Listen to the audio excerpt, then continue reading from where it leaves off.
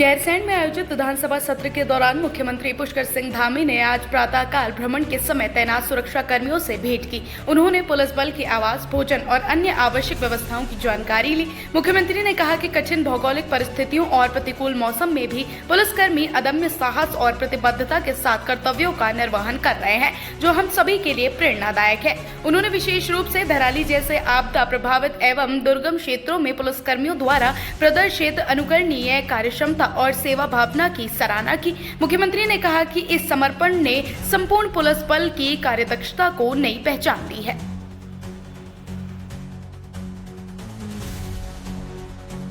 उत्तर प्रदेश के सिंचाई मंत्री स्वतंत्र देव सिंह आज हरिद्वार दौरे पर रहे, जहां उन्होंने भीमगोड़ा बैराज का निरीक्षण कर अधिकारियों से गंगा नदी के पानी को लेकर जानकारी ली।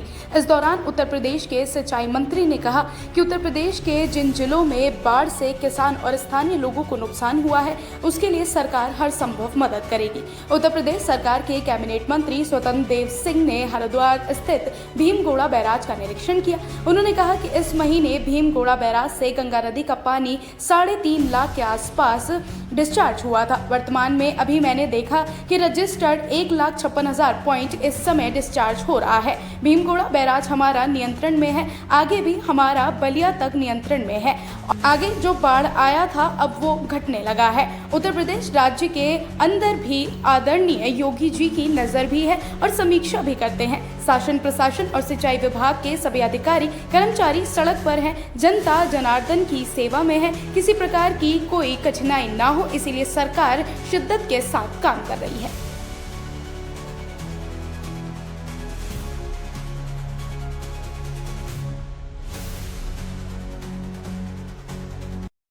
गोड़ा हमारा बैराज है, ये जो लगभग इस बैराज से और इससे लगभग मैं 25-30 जिलों को पानी देता हूँ। गंगा जी की पानी यानी लास्ट हमारा कौशाम्बी तक जाता है। इटावा है, औरैया है, कानपुर है, फतेहपुर है, कौशाम्बी उधर जाता है। इधर अलीगढ़ है, अलीगढ़, हापुड़, बुलंदशहर, आगरा, फिरोजाबाद और इधर पश्चिमी उत्तर प्रदेश में लगभग सभी जिलों को हम पानी यहीं से देते हैं। और वर्तमान में पिछला जब थोड़ा गंगा जी में बाढ़ आया उधर बलिया और उस क्षेत्र में, और यमुना में भी बाढ़ आया, दोनों नदियों में बहुत पानी आने के कारण जिससे अब हथनी कुंड से 4 लाख पानी पास हुआ है क्यूसिक। और लेकिन हमारे ओखला बैराज से 91,000, यहाँ से लगभग 1.5 लाख के आसपास इस समय पानी। जब समय बाढ़ आया था 3.5 लाख के आसपास निकला था, इस समय 1.5 लाख पर है। तो लगभग इस समय नियंत्रण में है और बाढ़ भी नियंत्रण में है। लेकिन फिर भी पिछले बार सितंबर में बाढ़ गंगा जी में आया था, इस बार थोड़ा पहले आ गया। तो मेन बलिया रहता है कि बलिया जब पानी सब चारों तरफ से पहुंचता है तो बलिया में लगभग 20 लाख के ऊपर क्यूसिक पानी एकत्रित होता है, तो थोड़ा नुकसान होता है। इस बार गंगा जी में भी सभी नदियों में और बरसात भी भयंकर होने के कारण हुआ। लेकिन बाढ़ पीड़ितों को माननीय योगी जी के नेतृत्व में राज्य में सभी बाढ़ पीड़ित हो, चाहे कीट सामग्री हो, चाहे किसी प्रकार का, सरकार उनके पीछे खड़ी है, किसी प्रकार की परेशानी न हो। और इस यहाँ में भीमगोड़ा पर जो हमारे सभी अधिकारीगण हैं वो भी सतर्क है, 24 घंटा सड़क पर सभी अधिकारी हैं, कर्मचारी सभी सड़क पर हैं। किसी प्रकार जनता जनार्दन को कठिनाई ना हो किसी प्रकार की, और सभी लोग किसी प्रकार मैया से भी प्रार्थना है कि किसी प्रकार का कठिनाई न हो, न जनहानि हो, न किसी किसानों को ज्यादा कटान हो, किसी तरह बचे, मैया से ही प्रार्थना करता हूँ।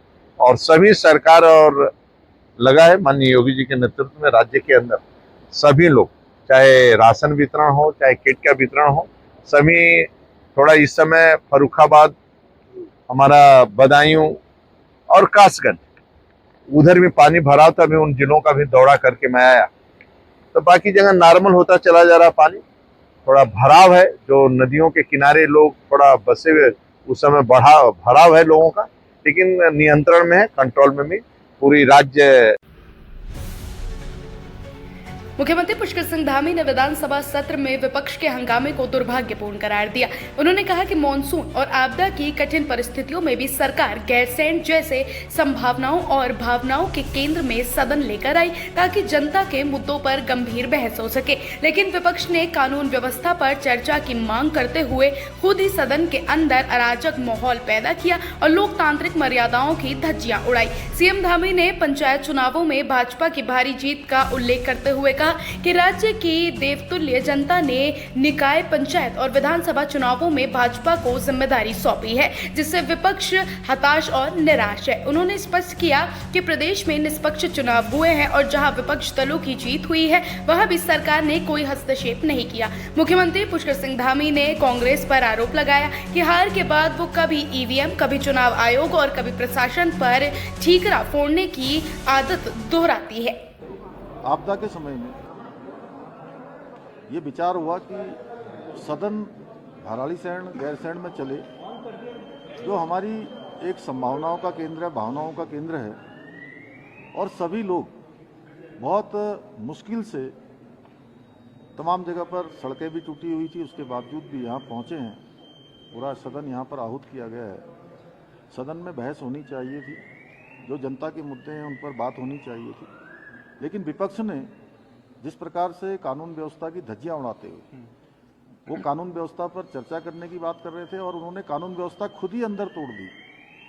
आज पूरा प्रदेश देख रहा है कि किस प्रकार का कृत्य यहाँ पर पहली बार इस सदन के अंदर हुआ है। हम तो सदन चलाना चाहते थे और पंचायत चुनाव में भारी जीत भारतीय जनता पार्टी की हुई है। लोगों ने पंचायत चुनाव हो, लोकसभा का चुनाव हो, उत्तराखंड की देवतुल्य जनता ने विधानसभा का चुनाव हो, नगर निकाय के चुनाव हो, या अभी हुए त्रिस्तरीय पंचायत के चुनाव जो संपन्न हुए हैं, उसमें जिस प्रकार से भारतीय जनता पार्टी को चाहे निकाय हो, चाहे वो हमारे ग्रामीण क्षेत्रों, सभी क्षेत्रों की विकास की जिम्मेदारी सौंपी है, उससे उनका हताश होना, निराश होना स्वाभाविक है। और उनकी हताशा और निराशा इतने महत्वपूर्ण सत्र में जिस प्रकार से दिखाई दी, वो जनता देख रही है। और पूरे प्रदेश के अंदर निष्पक्ष चुनाव हुए हैं। कानून व्यवस्था की स्थिति जहां पर एक आध जगह पर आई है, उसके लिए हम कार्रवाई कर रहे हैं, प्रशासन कार्रवाई कर रहा है, सरकार कार्रवाई के लिए उस पर कहा है, और पूरे राज्य के अंदर निष्पक्ष चुनाव हुए। उसका परिणाम है देहरादून में जहां जीत गए वहां कोई गड़बड़ी नहीं हुई। बाजपुर में जो यशपाल आर्या जी का विधानसभा क्षेत्र है, वहां ब्लॉक प्रमुख का चुनाव जीत गए, वहां कोई गड़बड़ी नहीं हुई है। और जैसे पूरे देश के अंदर इनकी पार्टी की परिपाटी बन गई है कि जहां ये हारते हैं वहां अपने फेस सेविंग के लिए कभी ईवीएम का सहारा लेते हैं, कभी चुनाव आयोग पर ठीकरा फोड़ते हैं, कभी प्रशासन पर फोड़ते हैं, कभी सरकार पर फोड़ते हैं, कभी वोट चोरी की बात करते हैं। भली भांति लोग जानते हैं कि इनके कालखंडों में किस प्रकार से वोटों की चोरी हुई है। और जिस नैनीताल की बात हो रही है, उसी नैनीताल में हमारी पार्टी का प्रत्याशी अध्यक्ष पद की दीपा धर्मवाल निर्वाचित हुई है और वहीं उपाध्यक्ष पर कांग्रेस निर्वाचित हुई है। अगर ये निष्पक्ष चुनाव नहीं हो रहा होता तो दोनों ही पद जो है भारतीय जनता पार्टी के होने चाहिए। वीडियो रिकॉर्डिंग हुई है, निर्वाचन आयोग के जो भी निर्देश हैं या जो भी उसकी गाइडलाइन है, उस गाइडलाइन के अनुरूप सारे काम हुए हैं। तो यहाँ पर सदन में चर्चा होनी चाहिए थी। हम चर्चा के लिए तैयार हैं, हमने पूरी तैयारी के साथ हम आए थे। पक्ष हो विपक्ष हो, हमको राज्य के लिए काम करना है, राज्य को आगे बढ़ाने के लिए काम करना है। हमारा राज्य देश का श्रेष्ठ राज्य बने, उसके लिए काम करना है। लेकिन आज विपक्ष ने जिस प्रकार से यहाँ पर मेजें तोड़ी हैं, विधानसभा अध्यक्ष के सामने जिस प्रकार से कागज के पुतले बना के फेंके हैं, वो बहुत ही दुर्भाग्यपूर्ण है। सर, आगे कुछ होगी, कार्रवाई होगी? क्योंकि पहले भी ऐसा कर चुके हैं यहाँ पे, इस तरह से ऐसा देखिए, हम अपनी जो जनता की हित के निर्णय, जो विधेयक है, जो हमारा अनुपूरक बजट है, जिससे हमारे राज्य का विकास होना है, हम लोकतंत्र सेनानी जिन्होंने आपातकाल के समय में जिन्होंने जेल काटी थी, अनेक यातनाएं सही थी, उनके लिए विधेयक लाने वाले हैं। हम अल्पसंख्यक कल्याण के लिए जो है एक पूरा अल्पसंख्यक विधेयक लाने वाले हैं, जिसमें कि हमारे केवल एक समुदाय के लोगों को नहीं, केवल मुस्लिम समुदाय को नहीं, बल्कि अरबी, फारसी, सिख, बौद्ध, जैन, इन सभी को अब अल्पसंख्यक समुदाय के अंतर्गत मिलने वाले, अल्पसंख्यक शिक्षण संस्थानों में मिलने वाले जो लाभ हैं वो लाभ देना चाहते हैं। उसके लिए हम विधेयक ला रहे हैं और ये विधेयक हमारा एक शिक्षा का अधिकार सबको मिले, सभी को राइट है, एक पारदर्शिता लाने के लिए। पिछले समय में आप लोगों ने देखा होगा कि मदरसे अलग अलग नामों से, कुछ अल्पसंख्यक कल्याण विभाग के अंतर्गत आने वाले प्राइवेट संस्थान ऐसे नामों से चल रहे थे जिनको वास्तविक रूप से वहां पर देखा नहीं गया, उन पर कार्रवाइयां भी हुई हैं। 250 से अधिक ऐसे मामलों में कार्रवाई हुई है। उसी को पारदर्शी बनाने के लिए, भाषा को बढ़ाने के लिए, जैसे गुरमुखी है, पाली भाषा है फारसी की, इन सभी को बढ़ावा मिलेगा। वो विधेयक हम लाने वाले थे और आज लाएंगे उसको। उस पर हम चाहते थे कि एक सकारात्मक चर्चा हो, उसमें कोई संशोधन हो, कोई और अच्छी बात हो। जो विपक्ष हमको बताता तो हम उसको भी जोड़ते, लेकिन ये तो चर्चा से भाग रहे हैं। आपको पता है कि कहीं ना कहीं ये हताशा निराशा का भी परिचय है। सर, मानसून बड़े दर्द लेकर आया है सर यहाँ पर, क्या कुछ मानसून के बाद कुछ है इस बजट से भी उनको मिलेगा कि ठीक हो? हाँ, निश्चित रूप से देखिए, धराली में आई आपदा, हमारी पौड़ी जनपद में सेंजी गांव में आई आपदा, मुनस्यारी क्षेत्र में आई आपदा, उत्तराखंड के विभिन्न स्थानों पर आज जहां भी आपदा आई है, हम तत्काल ग्राउंड जीरो पर हमारी सरकार भी पहुंच रही है, प्रशासन भी पहुंच रहा है और हमारा प्रयास है कि धराली के लोगों के लिए एक स्पेशल पैकेज हम वहाँ के लिए बनाएं। अन्य क्षेत्र के लोग जो भी प्रभावित हुए हैं, सभी के लिए हम पैकेज की तैयारी कर रहे हैं।